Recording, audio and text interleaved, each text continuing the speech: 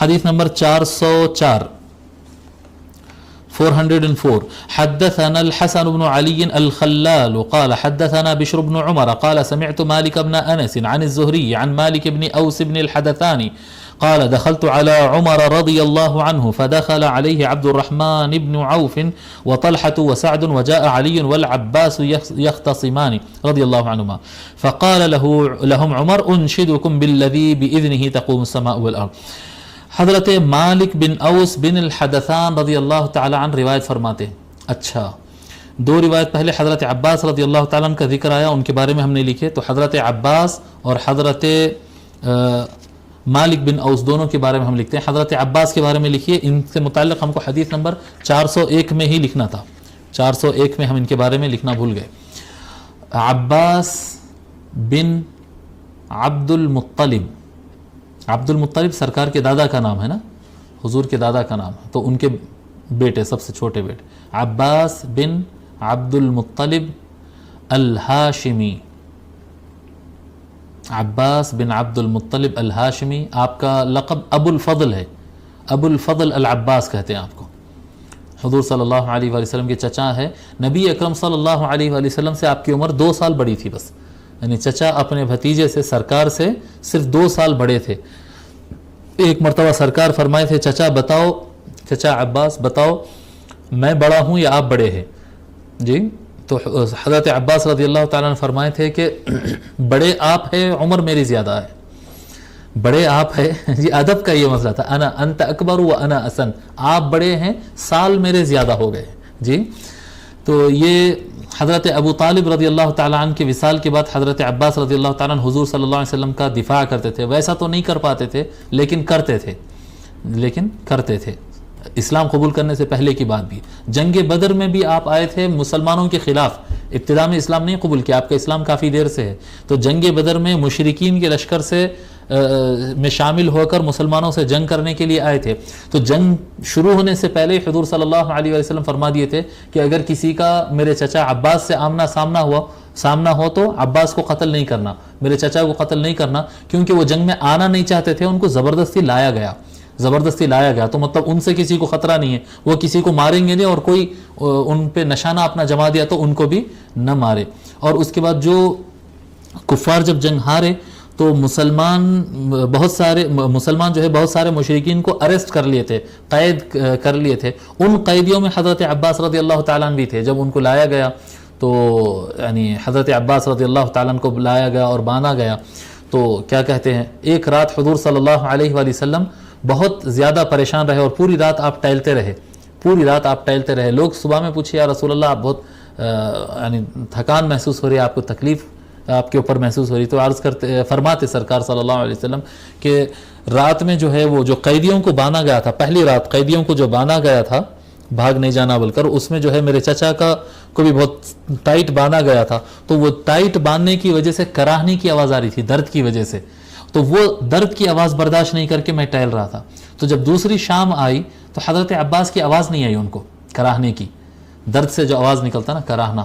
تو حضور صلی اللہ علیہ وسلم باہر نکل کر پوچھے اپنے صحابہ سے، جو سیکیورٹی تھی ان سے پوچھے کہ کیا بات ہے، میرے چچا کی کراہنے کی آواز نہیں آ رہی، کیا ہوا؟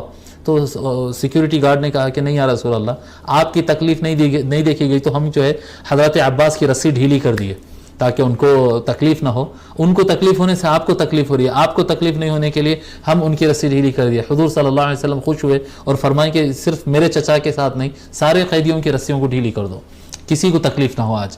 تو حضرت عباس رضی اللہ تعالیٰ عنہ کی وجہ سے جو ہے پھر سارے قیدیوں کو سہولت ملی. اس کے بعد آپ کے 2 بھتیجوں نے مکہ سے آ کر، آپ کے جو دیگر بھتیجے ہیں حضرت حارث کی اولاد ہے اور دیگر ہے، وہ لوگ آ کر، وہ فدیہ دینا کا ہوتا ہے نا، اتنا پے کر کے اپنوں کو چھڑا کے لے جانا ہوتا ہے جیسا کہ ہم بتائے. تو وہ کیا کہتے ہیں، وہ چالان پے کر کے وہ لوگ چھڑا کر لے گئے تھے. اور آپ جو ہے فتح مکہ سے کچھ دن قبل، بلکہ فتح خیبر سے پہلے آپ اسلام قبول کیے. فتح خیبر کی جنگ سے پہلے آپ اسلام قبول کر لیے، لیکن ہجرت نہیں کر پائے تھے. سرکار آپ کو اجازت دے دیے تھے، یعنی وتھ فیملی آپ کو موو ہونا ممکن نہیں تھا، مستضعفین میں سے تھے. قرآن میں بھی اس کا ذکر ہے، مستضعفین کو اللہ تعالیٰ نے ہجرت معاف کیا ہے. ٹھیک ہے. اور آپ کے کارناموں میں سے یہ ہے کہ جنگ حنین کے موقع پر جب ہر طرف سے تیر آ رہے تھے تو چند ہی لوگ تھے جو سرکار کے ساتھ جمے رہے، باقی لوگ میدان چھوڑ دیے تھے۔ ان جمے رہنے والے افراد میں حضرت عباس رضی اللہ تعالیٰ عنہ جو اپنی جان پر کھیل کر حضور صلی اللہ علیہ وآلہ وسلم کے ساتھ جمے رہے، ٹھیک ہے۔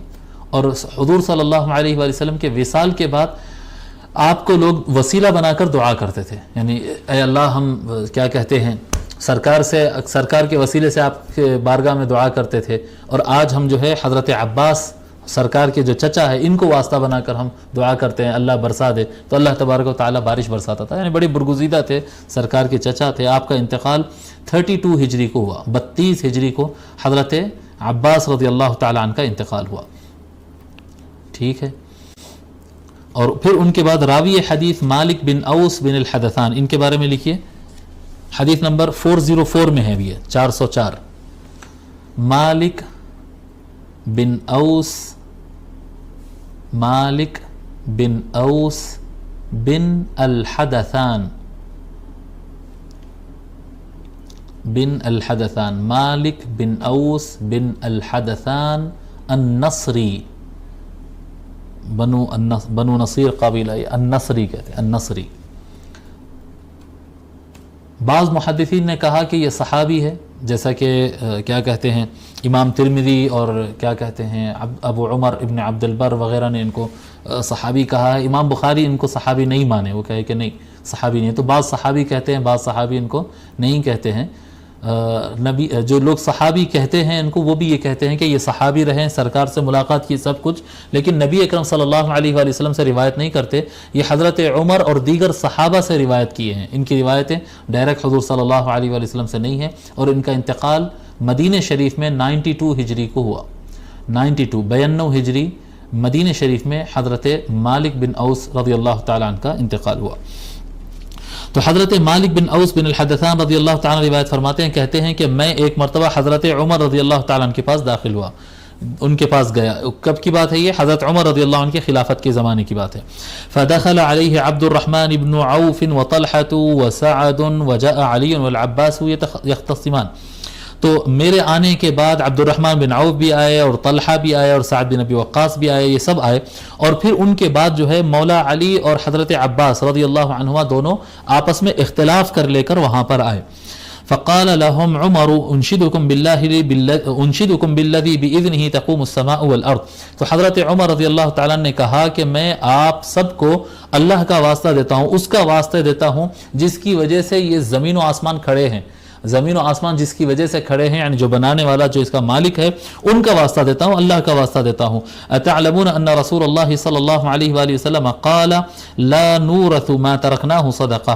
کیا تم یہ بات جانتے ہو کہ رسول اکرم صلی اللہ علیہ وآلہ وسلم نے فرمایا کہ ہماری کوئی میراث تقسیم نہیں ہوگی، جو ہم چھوڑیں گے وہ صدقہ ہوگا، یعنی وقف ہوگا، یہ ہم انبیاء کا چھوڑا ہوا جو بھی ہوگا وہ وقف ہوگا۔ فقالوا اللہم نعم۔ تو یہ صحابہ نے، یعنی عبد الرحمن بن عوف اور طلحہ اور سعد، ان سب نے کہا اللہم نعم، ہاں بالکل سرکار نے ایسا فرمایا، ہم جانتے ہیں یہ بات۔ وفی الحدیث قصۃ طویلہ، اور آگے جو ہے اس حدیث میں کافی طویل قصہ ہے۔